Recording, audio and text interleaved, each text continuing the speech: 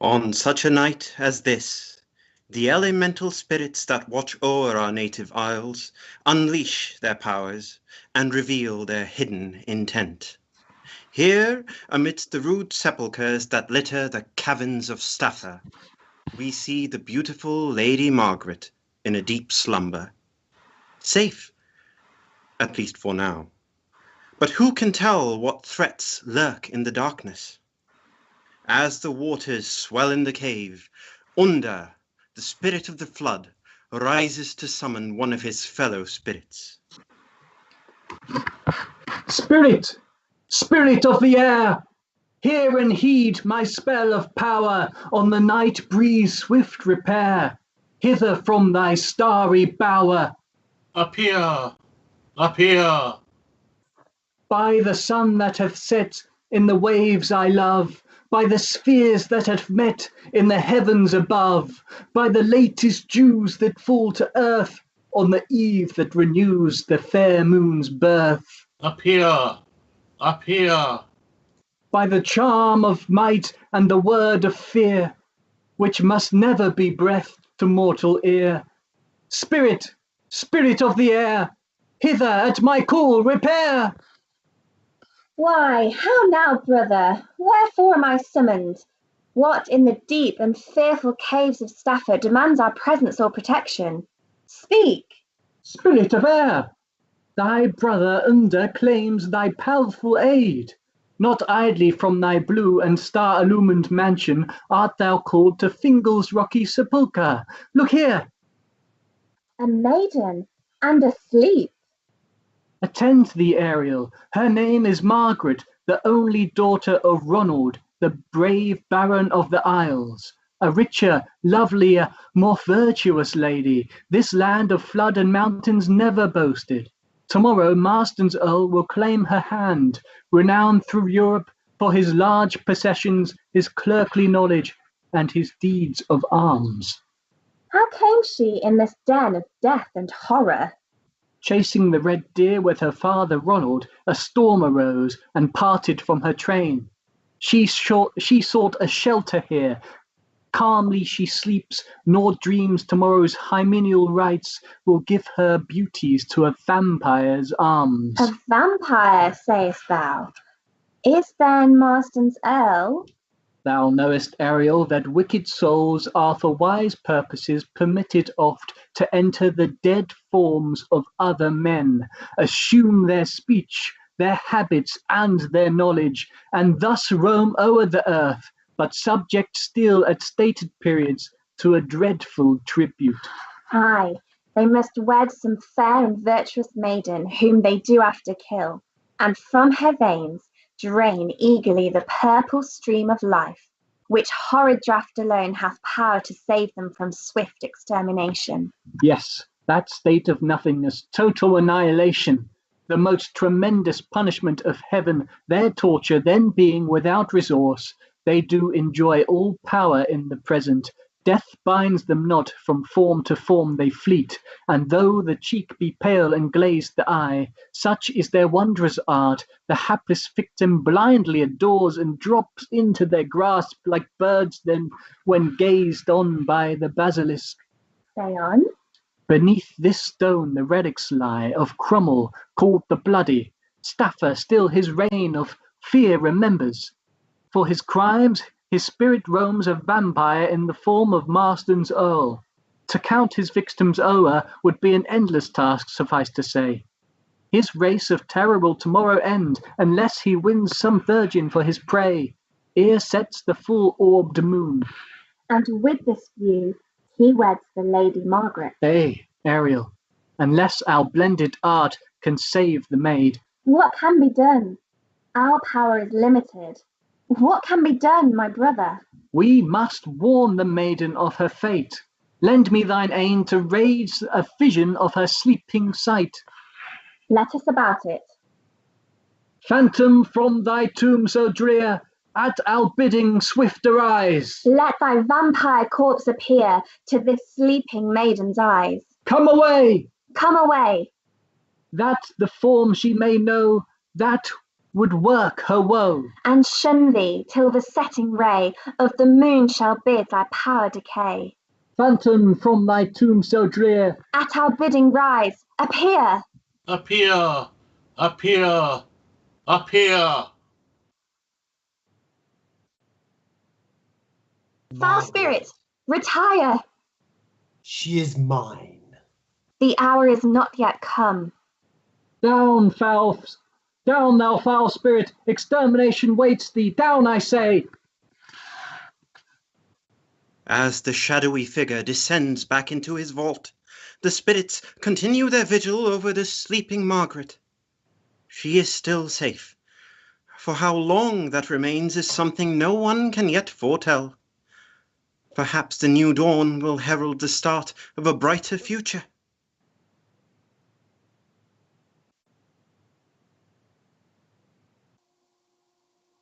It is a morning after a night of celebration and relief in the hall of Lord Ronald's castle. Much ale has been quaffed, and much carousing has been enjoyed. Perhaps too much ale and too much noise. But there is still time for one more glass and one more song. Fill every glass for wine and spares us and fills it with courage, love the joy. Women in wine should life employ. Is there a load so not desirous? Fill every glass for wine and spares us and fills us with courage, love and joy. Maxwell? Oh, very pretty doings, upon my word. Here's a poor mistress, the Lady Margaret, been lost for nearly the whole night in the forest, and no sooner is she by good fortune found, and trying to get a little rest in her own apartments. But you make all this noise as if on purpose to disturb her. Nay, Mrs. Bridget, don't be angry with him. He's been celebrating my lady's return. Oh, return? Don't an excuse to get drunk? Where is that rascal? Maxwell! Oh, he's at the bottom of all this. But if I... Oh, there you are, sir, come here. Down on your knees and ask pardon. I do, Mrs. Bridget. Oh, return, don't tell me. How came you under the table? What a question when a man has been drinking all night. Will you never leave off your drops? I don't take drops, Mrs. Bridget. Here has poor Robert been running through the forest all night, seeking my lady, and peeping into all the holes of the grotto, whilst you have been... The grotto, Mrs. Bridget? Good guide us. Why, you didn't go into the grotto, did you? And why not, Booby? Oh, dear. Oh, dear. The ignorance of some people. But you are an Englishman, and that accounts for it. Why, didn't you know that the grotto was haunted? Yeah, laugh away, do, but I can tell you, it's full of kelpies and evil spirits of all sorts. Only ask Mrs. Bridget. It's very true, Robert, and you shouldn't laugh, for they always owe a grudge to anyone about them. Did you never hear the story of Lady Blanche? Hush! Don't talk so loud. You know it, Mrs. Bridget. No, but Lord Ronald is very angry with everybody who circulates stories of that description, so speak lower, if you're going to tell it. Well, then, once upon a time... Mother Bunch's fairy tales. Well, isn't that the proper way to begin a story? Go on. Once upon a time... You've said that once, twice. Will you be quiet with your fun, or I won't tell it at all? Well, then. Once upon a time. What happened? Once upon a time, there lived a lady named Blanche in this very castle, and she was betrothed to a rich Scotch nobleman. All the preparations for the wedding were finished when, on the evening before it was to take place, the lovers strolled into the forest. Alone? No, together to be sure. Oh, well, sot, I mean that, and I think it was highly improper. Maxwell, where they were seen to enter the grotto, and And what? They never came out again. Bravo! An excellent story. But that isn't all. The next morning, the body of the lady was found covered with blood and the marks of human teeth on her throat, but no trace of the nobleman could be discovered. And from that time to this, he has never been heard of, and they do say, I hope nobody hears this, they do say that the nobleman was a vampire, for the friar afterwards confessed on his deathbed that he had privately married them in the morning by the nobleman's request, and that he fully believed it some fiend incarnate, for he could not say the responses without stuttering. Better and better. And how came you by this precious legend? The great-uncle of my grandfather had it from the great-grandfather of the steward's cousin, by the mother's side, who lived with a branch of the family when the accident happened. And moreover, I've heard my great-uncle say that these horrible spirits called vampires kill and suck the blood of beautiful young maidens, whom they are obliged to marry before they can destroy. And they do say that such is the condition of their existence, that if, at stated periods, they should fail to obtain a virgin bride, whose lifeblood may sustain them, they would instantly perish. Oh, the beautiful young maidens. of beautiful young maidens. Oh, merciful powers, what an escape I've had. I was in the cavern myself one day. Lord, Mrs. Bridget, I'm sure there's no occasion for you to be frightened. Why, you saucy sot, I've a good mind to give you a piece of my mind. Oh, I declare, there's my lady's bell. On no occasion, indeed. Oh, impudent fellow. But men nowadays, they have no more manners than hogs. Them's a she-devil for you. Don't think there's such another vixen in all Scotland. Oh, she's little and hot like a peppercorn. Oh, what a lug she gave me by the ear. Nay, you mustn't mind that. All old ladies have their odd ways. Curse such odd ways as that, though. I should feel the pinch for a month. Pray, Mr. Robert, as you've been in London with Lord Ronald, do you know who this earl is that the Lady Margaret is to be married to? I only know that he is the Earl of Marsden and master of the castle on the coast facing this island. What, where the pretty Effie, your intended, resides? Exactly. You'll arrive just in time, then, to be present at the wedding. I hope so. That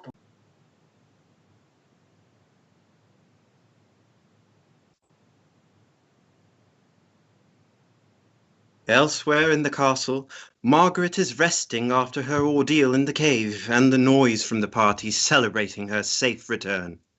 For her marriage to the Earl of Marsden, a man she has never met, is fast approaching. She is, however, haunted by the vision. Was it a dream? A passing nightmare? Or was it something more real and more terrifying than anyone could possibly imagine?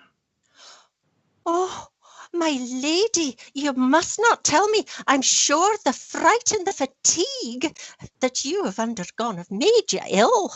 Indeed, no. I feel quite recovered, I assure you, my good Bridget. But I know better, my lady. That smile is not like your usual one. Something ails you. Something certainly troubles me, but my health is not affected. I would confide the cause of my uneasiness to you, but fear you will laugh at me when I tell you. It's a dream I had. A dream? Oh, for heaven's sake, tell me, my lady. Oh, a horrible one, Bridget.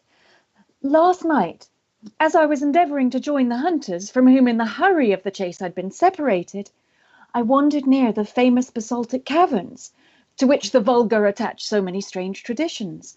The storm grew violent. By the strong flashes of lightning, I discovered the opening of the grotto. I entered it for shelter. and overcome with fatigue, fell asleep upon one of the rocky tombs. On a sudden, a sepulchre opened, and a phantom approached me. I trembled, but an invisible hand seemed to prevent my flight. I could not even turn mine eyes from the apparition. To my surprise, the countenance was that of a young and handsome man, but it was pale and worn. His eyes fixed up mine with the most touching expressions, seemed to implore my pity. He uttered my name and had nearly reached me when a beautiful being stood between us and checked his progress. And then, oh horror, the features of the spectre grew frightfully distorted. Its whole form assumed the most terrific appearance, and it sunk into the tomb from which it had issued with a shriek that froze me. Oh, mercy preserve us, I tremble all over. I awoke. The moon streamed into the grotto, and I sprung into the open air. I heard the voices of those who sought me, and I answered them as loudly as I was able. With shouts of joy, they surrounded me and bore me safely hither. Oh, I shall never sleep in peace again. Oh, my dear young lady. My daughter risen, say you? Oh, but here comes your father. Shall you tell him, my lady? Oh, no. He's such an enemy to what he calls superstition that I dare not expose myself to his ridicule. Well, my dear daughter, what? Up and dressed again already? Come, this is a happy omen. Bridget, order my henchmen to ascend the turrets of the keep and give notice of the Earl of Marsden's approach. This day, my dear Margaret, will be one of the happiest days of my life. But what's the matter? You appear... Oh, my dear father, the description we have had of Marsden has been such certainly as should prejudice us in his favour, yet the nearer the moment approaches of his arrival, the more I feel uneasy. Oh, sir, my fate is next to heaven in your hands. Oh, do not make your daughter miserable. Oh, why this agitation, Margaret? I have never wished to force your inclination. I certainly desire his alliance most ardently. You do not know him personally. Oh, 'tis true, but if he resembles his brother, you cannot fail to love him. Alas, poor Riven. Oh, you never mention his name but with a sigh. Is it possible I can ever receive the ruffian's sabre in his own breast? Our attendants, however, succeeded in overcoming the villains. I threw myself into the arms of my expiring friend. He pressed my hand. Lord Ronald, said he, I have saved your life. I die content. My only regret is that fate has prevented me from becoming your son. Gallant, unfortunate Riven. What a destiny was thine, to fall in a foreign land in the flower of thy youth, deprived of sepulchre. Oh, how? Deprived of sepulchre? An extraordinary circumstance prevented my fulfilling that last melancholy duty. In his dying agonies, he conjured me to quit the spot, lest the assassins should return in number. The moon was rising in unclouded majesty. Place me, said he, on yonder mound, so that my fleeting spirits may be soothed by the soft and tranquil light of yon chaste luminary. I did so. He expired. I left the body to collect our servants, who were in pursuit of the defeated villains, and ere we could return to the spot, it had disappeared. Oh, removed for plunder, doubtless. I ne'er could ascertain. The stains on the grass sufficiently marked the spot where I had lain him, but all search was in vain. On quitting Greece, I heard Lord Marsden was in Venice. To him I sent his brother's property, and amidst it he found your picture, which in my desire for his alliance I had given Riven. The Earl proposed immediately to replace the loss we had sustained in his brother, and nothing, I am confident, remains to complete our happiness but his arrival. Oh, why is not Riven living? Methinks I could have loved him for his preservation of you. The Earl has arrived, my lord. Come, Margaret, let us haste and receive him. No, my dear sir, I cannot see him yet. Indeed, I cannot. Oh, retire then, for a while to your apartment. Bridget, attend your lady. I'll fly to meet the Earl. Ha! He is here. My lord, the honour you have done me. Heavens! What do I see? Do I recall the memory of a friend, Lord Ronald? His voice, too. Riven! Such was my name, till the death of an elder brother put me in possession of my present title. Can I believe my senses, or does some vision mock my waking sights? My dear friend, let this embrace banish your doubts. Riven, my friend, by what miracle have you been preserved to me? Unexpected, but powerful assistance recalled my fleeting spirit. When sufficiently recovered to join you, you had quitted Greece. The news of my brother's death reached me. I wrote to you under my new title, and arriving in Scotland to take possession of my paternal estate, determined to give you this pleasurable surprise. Oh, happy hour! I once more embrace my friend.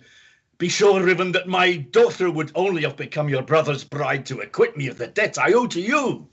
My generous friend. But think you I shall be fortunate enough to gain the lovely Margaret's affections? I cannot doubt it. She has pitied your misfortunes. She has wept over your fate. Oh, she comes. What will be her astonishment? My dear, behold that generous friend whose loss we have so long deplored. 'Tis Riven claims your hand. My lord, duty to a beloved parent will... Margaret! Oh, heavens! She is ill! Help there! Oh, that countenance! The phantom of last night! What could have occasioned this emotion? Alas, I know not. Margaret, my sweet child! Pardon, my lord, this weakness. The effect of last night's adventure. Last night? We hunted late yesterday. My daughter lost her way and suffered much fatigue. Beautiful Lady Margaret, how am I to interpret this emotion? The surprise of seeing one whose death we were even now deploring. Is it possible that, without knowing me, the recital of my misfortunes alone could have thus interested you? I am the daughter of Lord Ronald, and my heart touched with gratitude. I dare not look at him. With gratitude? And what will be my gratitude if you deign to approve your father's generous design? Tell me you confirm them, or never, never will I rise from your feet. Oh, heavens, how strange a thrill runs through my frame. She is mine. These transports, my lord, must not alarm you. It is in the presence of your father. It is at his desire. I here vow my eternal fidelity. Oh, my friend, join your supplications to mine. My daughter is well aware of my wishes. Speak. Dearest lady, I conjure you. What spell is it that moves me thus? My lord, my father has never yet found me disobedient to his will. You consent, then? My dear sir, allow me to retire. Dear lady. But pardon me, my lord. A strange confusion, a wild emotion overpowers me. Let me retire. Riven, the wish of my heart is gratified. You are my son. Dearest sir, I still have a boon to ask.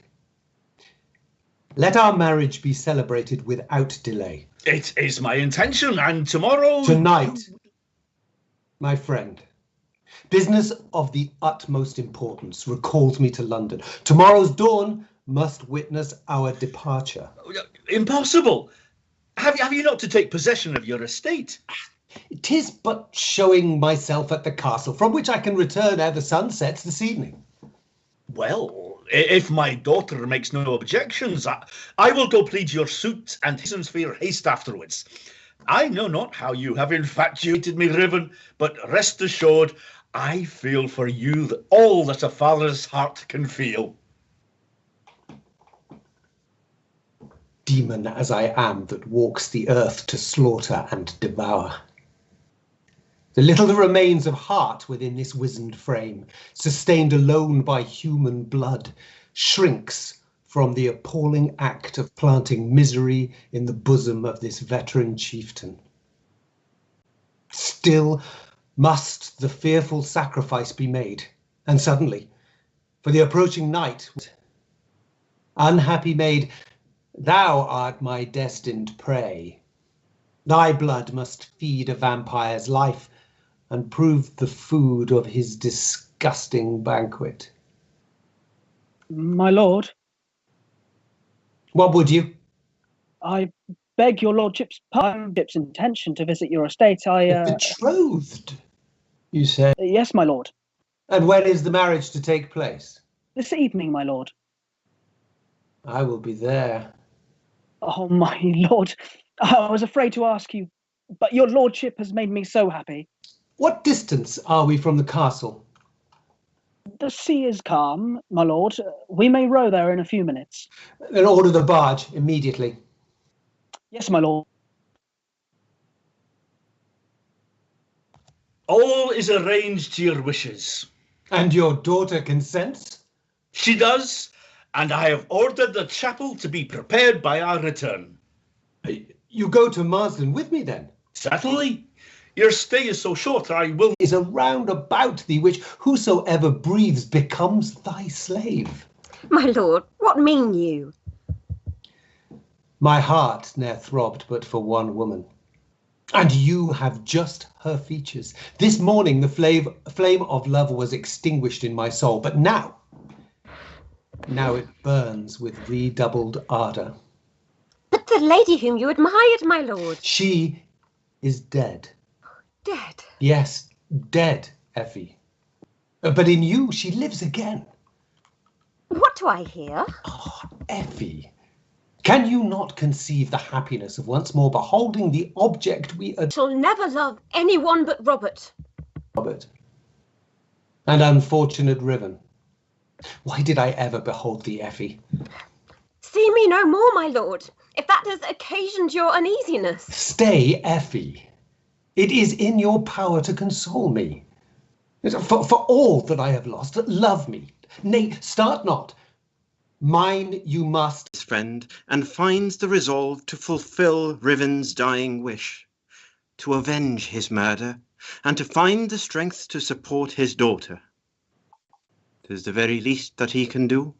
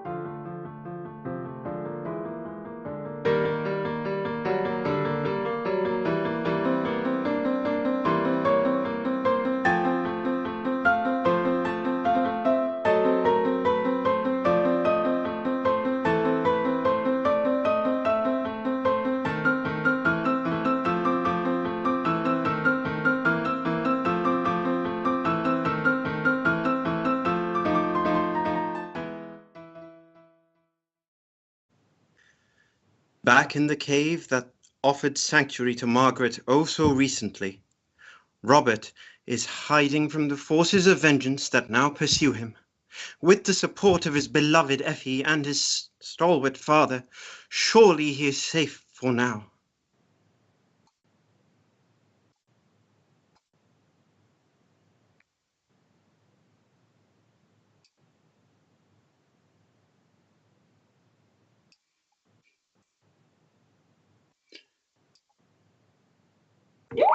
Here, Robert.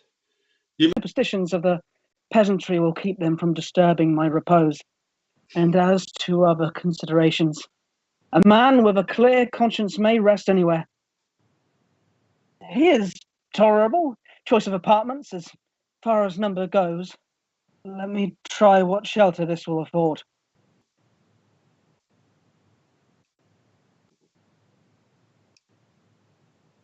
Miss this scene. By heaven, my soul that lately mocked at superstition is so subdued by... In my own defence, then. Ronald and Robert circle one another, weapons drawn. On this uneven terrain, it is a miracle that either man can maintain his footing. Ronald lunges towards the younger man and manages to wrest the dagger from his hands. Summoning the memory of his dead friend, Ronald finds the strength to push the shocked Robert into the icy sea. Surely no man can survive these conditions. Riven, thou art revenged! Away! Away! Believing Robert to be swept away by the swelling waters, Ronald returns to his boat confident that justice has been served. Robert, much to his own surprise, has managed to cling to a rock by the entrance to the cave, and slowly hauls himself to safety. What is next for this young man? Surely he has been tested enough. Now he must rest and work out his next move.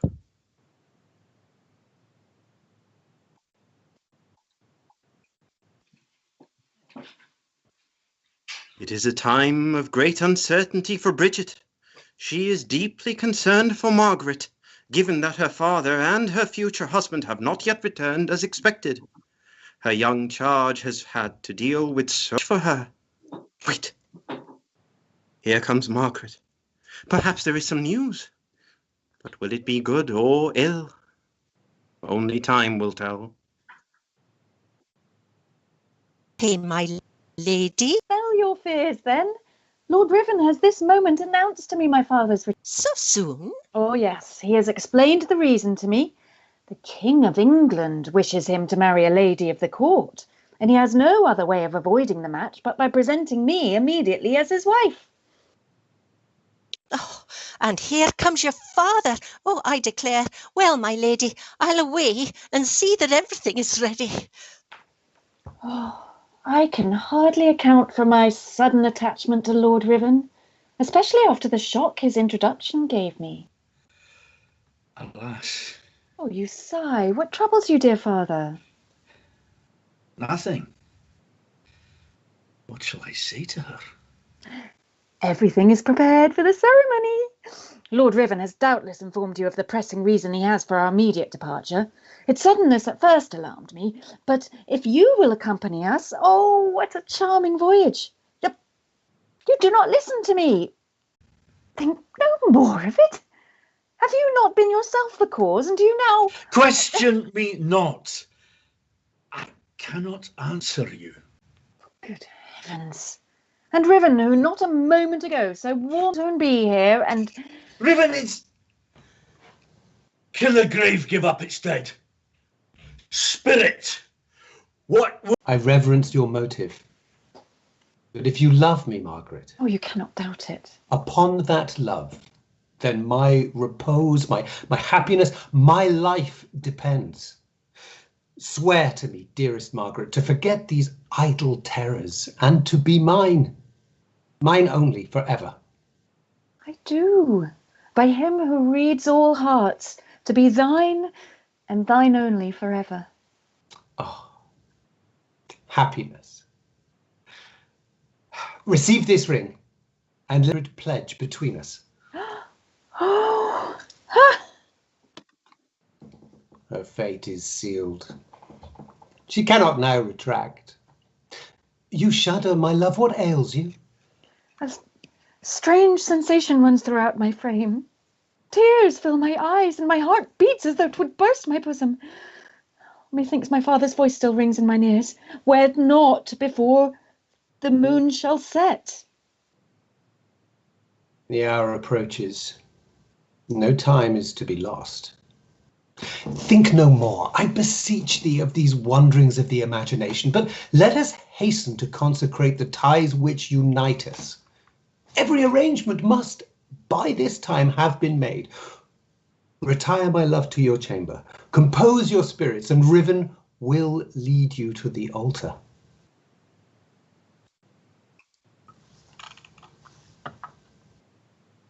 Outside the castle, Robert is once more back in the arms of his beloved Effie, and is determined to right the wrongs that have been done. His courage is unquestionable. Lord Ronald must surely believe him once he has exposed. The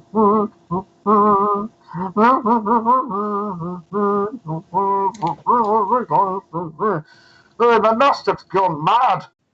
To the altar. Follow you, my lord. And yet... Come, Margaret. Come.